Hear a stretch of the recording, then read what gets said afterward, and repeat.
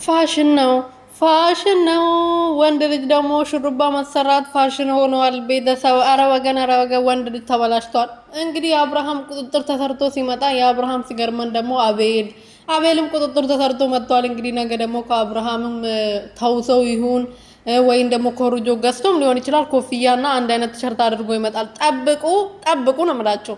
እና እኔ እኮ መቼ ነው በራሳቸው ኮንፊደንስ ኖራቸው በራሳቸው የሚኖሩት?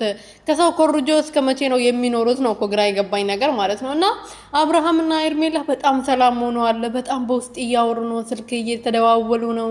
አሁን ሰላም እየተፈጠረ ነው ምናምን ላይ ሴታ ሴት ወንድ አልጫ ማለት ነው። አንተም ብለው ወንድም እንዳንተ አይነት ወንድም ከሚኖረኝ ብቻዬን ነኝ፣ ወንድምም እህትም የለኝ ብዬ ብኖር ነው የሚሻለኝ እንደናንተ አይነት ቤተሰብ ከሚኖረኝ ማለት ነው። አሳፋሪ ሁላ።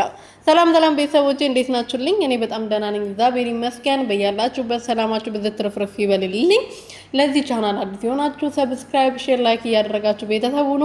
እንግዲህ ማርታና ሚኪ አቤል ሆኖ መጥቶ አቤልዬ ሽሩባዋን ተሰርታ ማለት ነው ሽሩባውን ተሰርታ ነው የመጣችሁ ዛሬ ማለት ነው። ትንሽ አጠረባት እንጂ አትያዝም በፀጉር ማዘዣ ማለት ነው። ብትያዝ ጥሩ ነበረ ፀጉርሽ ማለት ነው።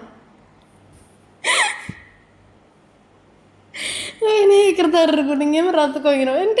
ምንድነው ሹሩባ የሚያዘሩት ነገር ደግሞ እየተቆራረጁ ነው። ትንሽ እንኳን አንድ 2 ቀን 1-3 ቀን አይቆይም እንዴ ሳይሰራ? አብርሃም ተሰርቶ ከአብርሃም ኮርጆ የሚመጣው አብርሃም። እሺ አቤል እንኳን ወጠጤ ነው፣ ገና አላገባም፣ ልጅ አልወለደም። ይሄ አብርሃም ገና እንደ ህፃን ወርዶ ሹሩባ ሲሰራ ያስቃችሁ። አራዳ ሲያጫውተው ይህ ምን ይንጠራራ ዝም ብሎ ምን ይወጣጥሯል? እንደ ይሄ ፊኛ እንደሚወጣጠር ይወጣጥራቸዋል። ሰሞኑን ደግሞ ምን እንዳገኙ ባላቅም ማለት ነው።